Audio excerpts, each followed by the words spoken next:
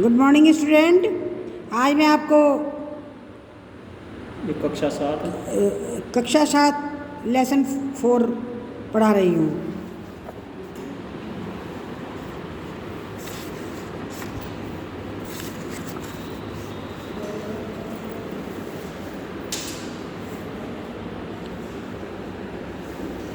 आप इस वीडियो को ध्यानपूर्वक देखना। कविता है कठपुतली। ये कविता प्रस्तुत कविता हमारी पाठ्य पुस्तक वसंत भाग 2 से ली गई है। इसके रचयिता भवानी प्रसाद मिश्र जी हैं। उन्होंने कठपुतली कविता का वर्णन बड़े ही सुंदर शब्दों में किया है। उन्होंने इस पाठ में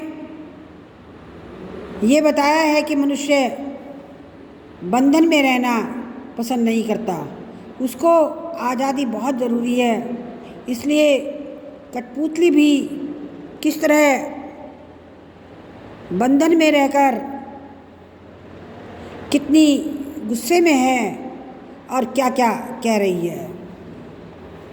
कठपुतली गुस्से से उबली, बोली, ये धागे क्यों मेरे आगे पीछे।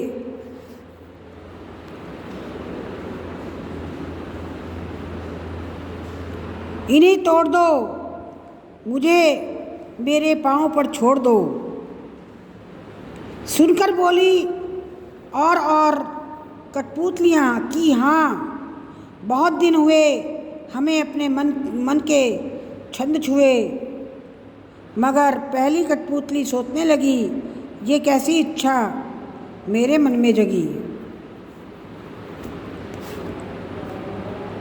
कठपुतली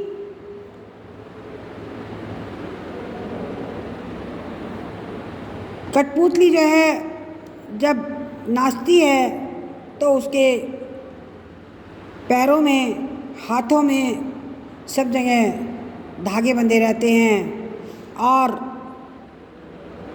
आदमी उस कठपुतली को नचाता है।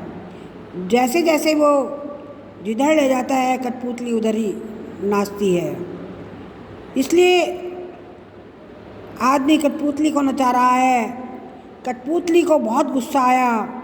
कठपुतली गुस्से से उबली, बोली, ये धागे क्यों मेरे आगे पीछे।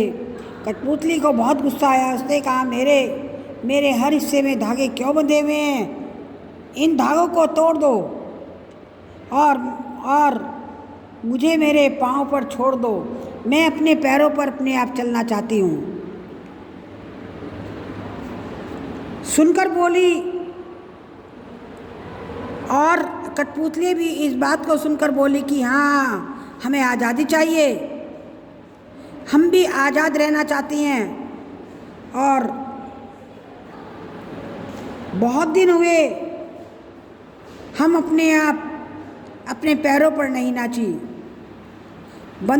इस बंधन में ही रहती हैं। मगर पहली कठपुतली सोचने लगी, ये मेरे मन में कैसी इच्छा आई है और कैसी चाह ये मेरे मन में है। आप इस कविता को याद कीजिएगा और अपनी नोटबुक में लिखिएगा, कठपुतली का चित्र बनाइएगा।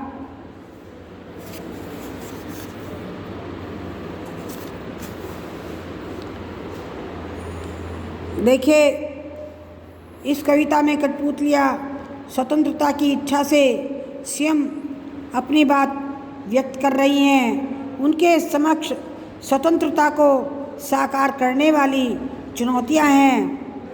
वे बंधी हुई कठपुतलियाँ पराधीन हैं। इन्हें दूसरों के इशारे पर नाचने से दुख होता है।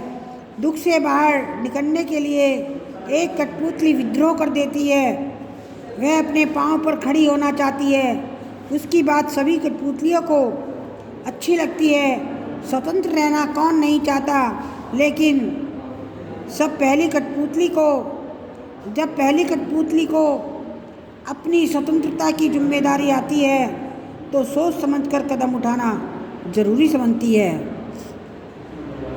Thank you very much. जो मैंने आपको ये समझाया, आप इस पाठ को समझिएगा, कविता को लिखिएगा और उसका चित्र बनाइएगा। Thank you very much.